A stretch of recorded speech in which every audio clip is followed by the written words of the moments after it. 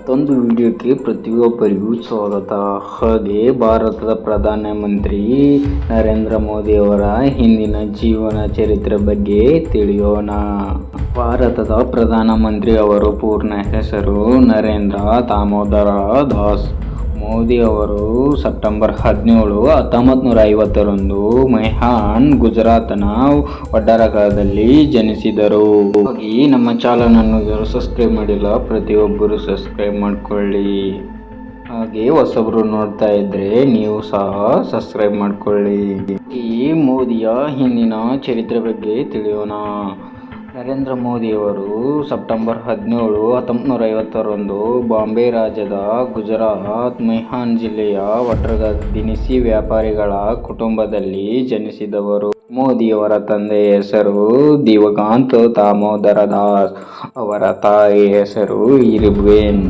ಮೋದಿ ದಂಪತಿಗೆ 6 ಮಕ್ಕಳಿದ್ದಾರೆ. ಅವರ 6 ಮಂದಿಯಲ್ಲಿ 3ನೇ ಹಿರಿಯರಾಗಿದ್ದಾರೆ.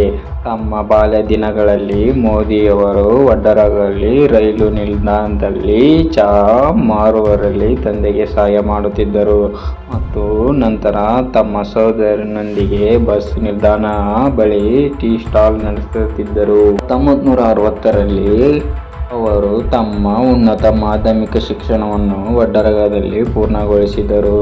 8ನೇ ವಯಸ್ಸಿನಲ್ಲಿ ಅವರು ರಾಷ್ಟ್ರೀಯ ಸ್ವಯಂ ಸೇವಕ ಸಂಘ RSSಗೆ ಸೇರಿದರು. ಅವರು ಮದುವೆಯಾಗಲು ಬಯಸುವುದಿಲ್ಲ. ಆದ್ದರಿಂದ ಅವರು 17ನೇ ವಯಸ್ಸಿನಲ್ಲಿ ಮನೆ ತೊಂದರೆ ಮತ್ತು ಮುಂದಿನ 2 ವರ್ಷಗಳ ದೇಶದಾದ್ಯಂತ ಪ್ರಯಾಣಿಸಿದರು. ಈ 2 ವರ್ಷಗಳಲ್ಲಿ ಅವರು ಸ್ವಾಮಿ ವಿವೇಕಾನಂದರು ಸ್ಥಾಪಿಸಿದ ಹಲವಾರು ಆಶ್ರಮಕ್ಕೆ ಭೇಟಿ ನೀಡಿದ್ದಾರೆ. ಅವರು ಭಾಷಣ ಮಾಡುವಾಗ ಪ್ರತಿ ಸಾರಿ ಇದನ್ನು ಹೇಳಿದ್ದಾರೆ. ನಂತರ ವಡೋದರಾಕ್ಕೆ ಮರಳಿದ ಮೋದಿ ಸ್ವಲ್ಪ ಸಮಯದ ನಂತರ ಮತ್ತೆ ಅಹಮದಾಬಾದ್ಗೆ ತೆರಳಿದರು.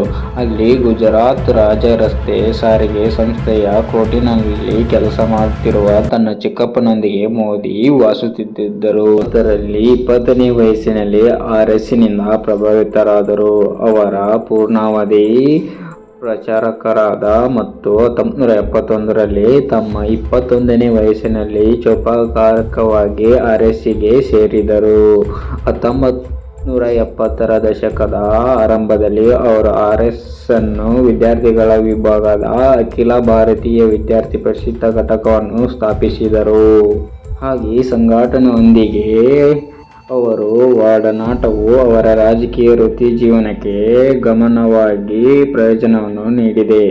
ದೆಹಲಿ ವಿಶ್ವವಿದ್ಯಾಲಯದಲ್ಲಿ ಸ್ಕೂಲ್ ಆಫ್ ಓಪನ್ ಲೀಡರ್ಶಿಪ್ನಿಂದ ರಾಜಕೀಯ ವಿಜ್ಞಾನದಲ್ಲಿ ಬ್ಯಾಚುಲರ್ ಆಫ್ ಆರ್ಟ್ಸ್ ಪದವಿಯನ್ನು ಪೂರ್ಣಗೊಳಿಸಿದ್ದಾರೆ.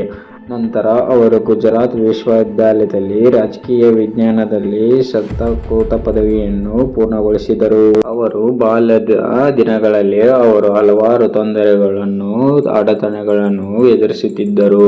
ಆದರೆ ಅವರು ಎಲ್ಲ ಸವಾಲುಗಳನ್ನು ಧನಾತ್ಮಕವಾಗಿ ತೆಗೆದುಕೊಂಡರು ಮತ್ತು ಧೈರ್ಯ ಮತ್ತು ಶಕ್ತಿಯಿಂದ ಅವಕಾಶಗಳಿಗಾಗಿ ಪ್ರಯತ್ನಿಸಿದರು.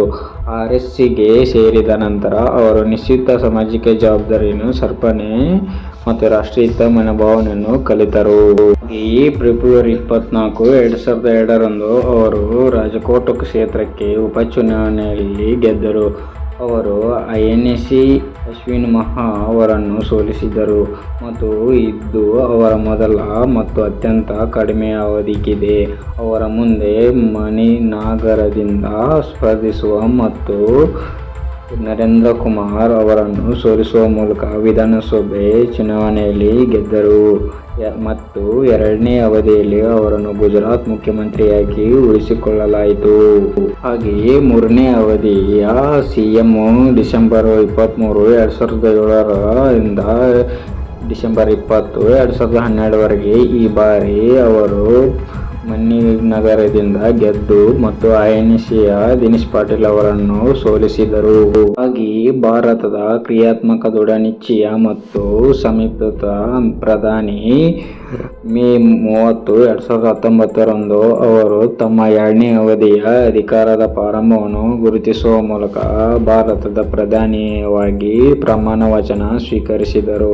ಹಾಗೆಯೇ ಮೋದಿಯವರು ಬಡ ಕುಟುಂಬದಲ್ಲಿ ಜನಿಸಿ ಚಿಕ್ಕ ವಯಸ್ಸಿನಲ್ಲಿ ಟೀ ಮಾರಿ ಹಾಗೆ ಬಡ ಕುಟುಂಬದಿಂದ ಬಂದು ಇಡೀ ದೇಶವನ್ನೇ ಆಳುತ್ತಿದ್ದಾರೆ. ಹಾಗೆ ನಮ್ಮ ಭಾರತದ ಪ್ರಧಾನಿ ಮಂತ್ರಿಯಾಗಿ ನಮ್ಮ ದೇಶದ ಎಲ್ಲ ಕಷ್ಟ ನೋವುಗಳನ್ನು ಹೋಗಲಾಡಿಸುತ್ತಿದ್ದಾರೆ.